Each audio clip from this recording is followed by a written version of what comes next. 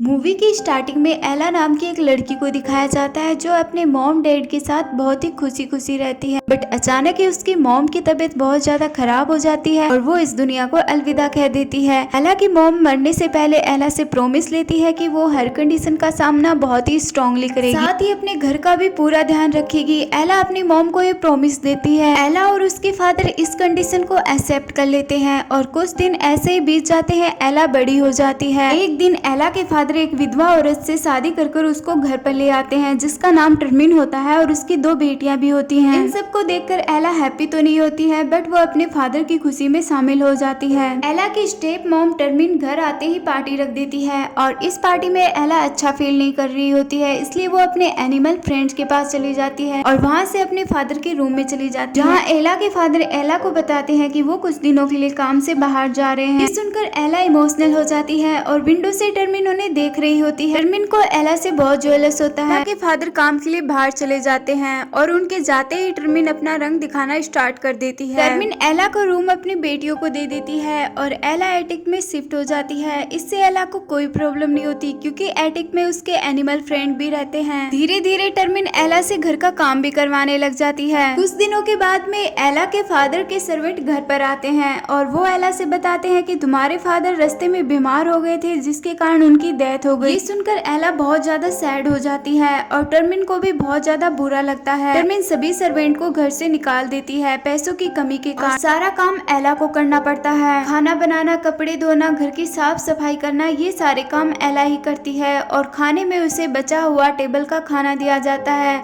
ये खाना एला अपने एनिमल फ्रेंड के साथ भी शेयर करती है। ऐसे ही कुछ दिन बीत जाते हैं और सर्दियों का मौसम आ जाता है। एटिक में बहुत ज्यादा सर्दी होती है तो एला किचन में ही सोने लग जाती है। किचन में भट्टी के पास सोने की वजह से एला के चेहरे पर सैंडल लग जाती है और ये सब उसकी स्टेप सिस्टर देख लेती है और उसका मजाक उड़ाने लग जाती है। वो उसका नाम सैंड्रेला निकाल लेती है। इस सबसे एला बहुत ज्यादा परेशान हो जाती है और वो दुखी होकर हॉर्स राइडिंग के लिए फॉरेस्ट में चली जाती है, जहाँ पर वो देखती है कि किंग के कुछ लोग शिकार करने के लिए आए होते हैं और वो एक एनिमल का शिकार करने वाले होते हैं। एला उस एनिमल को बचा लेती है बट उसका खुद का हॉर्स कंट्रोल से बाहर हो जाता है। प्रिंस एला और उसके हॉर्स को देख लेता है। प्रिंस एला की मदद करने के लिए उसके पास आता है। एला प्रिंस को एनिमल का शिकार करने के लिए मना करती है, साथ ही उससे उसकी आइडेंटिटी पूछती है। प्रिंस एला को बताता है कि उसका नाम किट है और वो प्लेस में सर्वेंट का काम करता है। तभी वहाँ पर कैप्टन आ जाता है और वो प्रिंस को वापस चलने के लिए बोलता है। प्रिंस वापस चला जाता है बट उसे एला से मिलकर बहुत अच्छा लगता है। इसके बाद में किंग को दिखाया जाता है जिसकी तबीयत खराब होती है और वो प्रिंस से कहता है कि तुम जल्द ही किसी प्रिंसेस से शादी कर लो और अपनी राज्य की जिम्मेदारियों को संभालो। तभी प्रिंस कहता है कि क्या शादी प्रिंसेस से करनी ही जरूरी है। किंग कहता है कि शादी प्रिंसेस से ही होनी चाहिए, इससे हमारे किंगडम की सिक्योरिटी और ज्यादा बढ़ जाएगी। किंग प्रिंस से बोलता है कि वो एक पार्टी रख रहे हैं जिसमें राज्य के सभी प्रिंसेस आएंगी, तुम उन प्रिंसेस में से एक प्रिंसेस चूज कर लेना। तभी प्रिंस कहता है कि राज्य की सभी अमीर और गरीब लड़कियों को इस पार्टी में बुलाना चाहिए ताकि इससे मैं सभी लोगों का दिल भी जीत सकूं। और किंग प्रिंस की बात से सहमत हो जाते हैं। इसके बाद में राजा के द्वारा पूरी सिटी में अनाउंस किया जाता है। के द्वारा ऑर्गेनाइज पार्टी में सभी अमीर और गरीब लड़कियों को बुलाया जाता है और इन लड़कियों में से प्रिंस अपने लिए एक प्रिंसेस चुनेगा।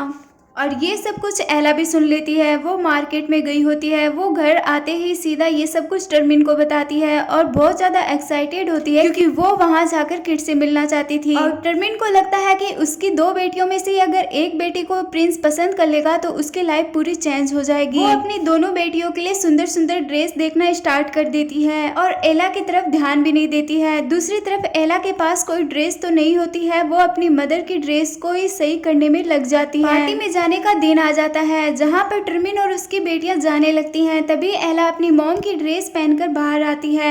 उसके बाद में टर्मिन और उसकी स्टेप सिस्टर उसका मजाक उड़ाती हैं, साथ ही टर्मिन उसकी ड्रेस भी फाड़ देती है। टर्मिन अपनी बेटियों के साथ पार्टी में चली जाती है और एला पीछे रह जाती है। एला गार्डन में जाकर रोने लग जाती है। तभी वहाँ पर एक बूढ़ी औरत आती है और वो एला से पीने के लिए दूध मांगती है। एला उसे दूध पिलाती है। इसके बाद में वो बूढ़ी औरत एक सुंदर औरत में बदल जाती है है। वो औरत एला से बोलती है कि वो उसकी फेरी गॉड मदर है। इसके बाद में वो ब्यूटीफुल औरत पंपकिन को सवारी गाड़ी में और लिजार्ड को सैनिक में और गोस को कोचमैन में, माउस को हॉर्स में बदल देती है। साथ ही एला की ड्रेस को भी बहुत सुंदर बना देती है। जब एला जाने लगती है तो उसकी नजर उसके शूज पे पड़ती है। वो एला के शूज को भी बहुत ब्यूटीफुल बना देती है। वो एला पर ऐसा जादू करती है जिससे वहाँ पर उसकी स्टेप मॉम और सिस्टर उसे ना पहचान पाए। साथ ही जब एला जाने लगती है तो वो एला से बोलती है कि ये जादू सिर्फ 12 बजे तक काम करेगा, उसके बाद में ये सारी चीजें अपने असली रूप में आ जाएंगी। दूसरी तरफ प्लेस का सीन दिखाया जाता है जहाँ पर किट एला का वेट कर रहा होता है। कुछ ही देर बाद में वहाँ पर एला की एंट्री होती है और प्रिंस एला को देखते ही उसकी तरफ आने लगता है और वो दोनों मिलकर बहुत ही ब्यूटीफुल डांस करते हैं। उनके डांस को देखने के लिए सभी लोग रुक जाते हैं। इसके बाद में प्रिंस एला को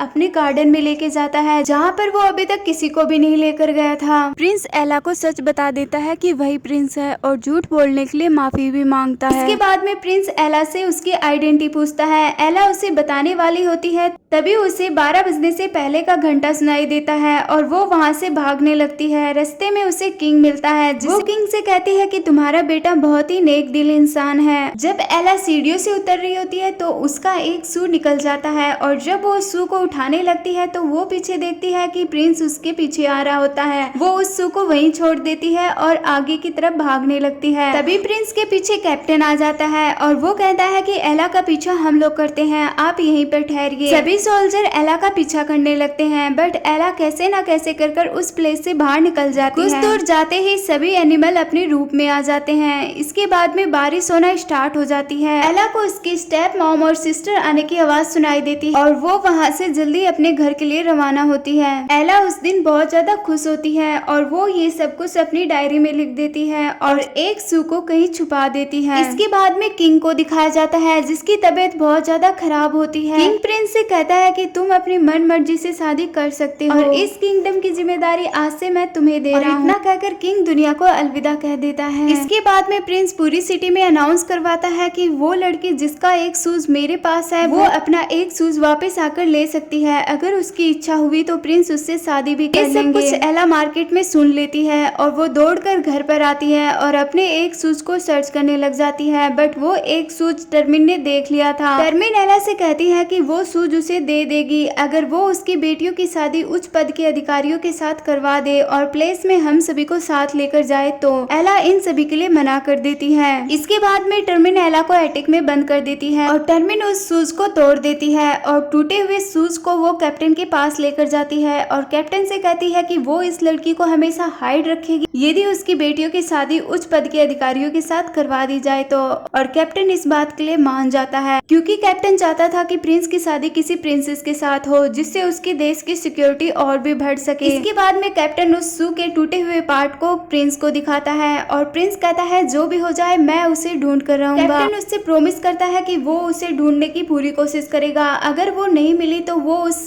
प्रिंसेस से शादी कर लेगा जिसे उसके पिता ने मरने से पहले उसके लिए चूज किया था और प्रिंस उससे प्रॉमिस कर लेता है। इसके बाद में कैप्टन उस एक शू को साथ लेकर एला को ढूंढने के लिए निकल पड़ते हैं। सिटी में वो शू सभी लड़कियां ट्राई करती हैं बट वो किसी के पैर में भी फिट नहीं होता है। लास्ट में वो सभी एला के घर पर पहुंच जाते हैं जहां पर टर्मिन अपनी दोनों बेटियों को वो शू पहनाने की कोशिश करती है बट उन दोनों के पैरों में भी वो शू फिट नहीं हो जब सोल्जर टर्मिन से कहता है क्या तुम्हारे घर में इन दोनों के अलावा कोई लड़की है तो टर्मिन साफ मना कर देती है जबकि टर्मिन ने एटिक में एला को बंद करके रखा होता है। एला एटिक में गाना गुनगुना रही होती है तभी उसके एनिमल फ्रेंड मिलकर विंडो की डोर ओपन कर देते हैं और उसका गाना बाहर भी सुनाई देने लग जाता है। इसके बाद में टर्मिन से पूछा जाता है कि ये आवाज किसकी है। टर्मिन तभी भी साफ मना कर देती है कि ऊपर कोई भी नहीं है और कैप्टन वापस चलने का आदेश दे देता है। तभी प्रिंस सामने आता है जो कि सोल्जर्स के साथ उनकी यूनिफॉर्म में होता है। लड़की को नीचे बुलाने के लिए कहता है। एला नीचे आती है। प्रिंस उसे देखते ही पहचान लेता है और उसे एक शू पहनाते हुए शादी के लिए प्रपोज करता है। एला घर से जाते समय अपनी माँ से किए हुए प्रॉमिस के कारण